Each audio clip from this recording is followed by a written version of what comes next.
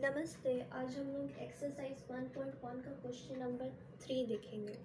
तो question number 3 आपसे state करता है कि an army contingent of 616 members is to march behind an army band of 32 members in a parade. The two groups are to march in the same number of columns. What is the maximum number of columns in which they can march. तो यह सवाल जो है वो आपसे पूछ रहा है कि जो 616 मेंबर्स जो एक आर्मी बैंड ऑफ 32 मेंबर्स के बिहाइंड परेड करने वाले हैं, तो जितने मेंबर्स भी परेड करेंगे उनकी मैक्सिमम नंबर ऑफ कॉलम्स क्या होंगे.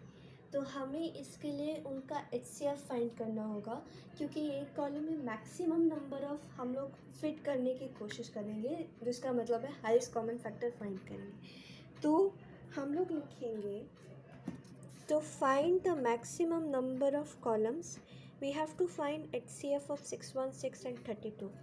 अभी जो ये HCF है इसे हम यूक्लिड डिवीजन एल्गोरिदम के प्रोसेस से फाइंड करेंगे. सो हम लिखेंगे by Euclid's division algorithm we will find its HCF since 616 is greater than 32.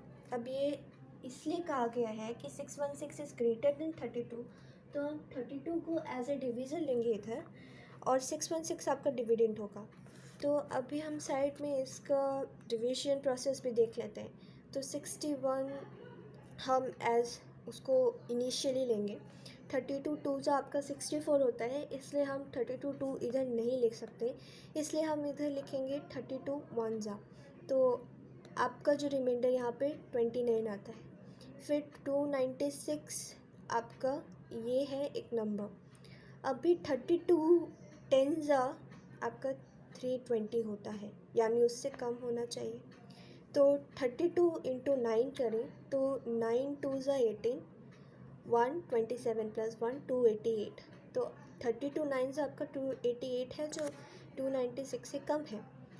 तो हम इसे सब्ट्रैक्ट करके अपना रिमाइंडर एक्सट्रैक्ट करेंगे, जो है आपका 8.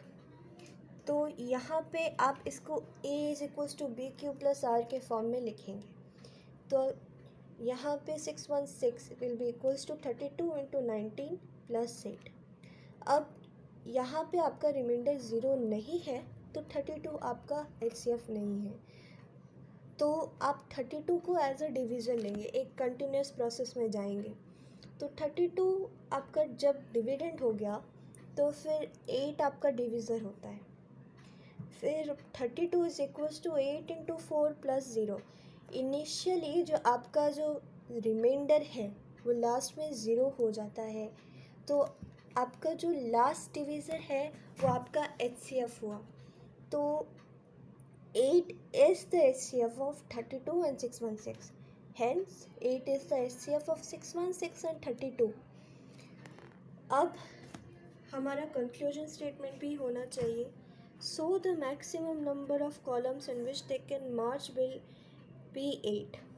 तो आपके इसे ऐसे देखिए तो 1 2 3 4 5 6 7 8 मेंबर 8 कॉलम्स होंगे, जिसको इतने सारे मेंबर्स जो हैं वो फॉलो करेंगे.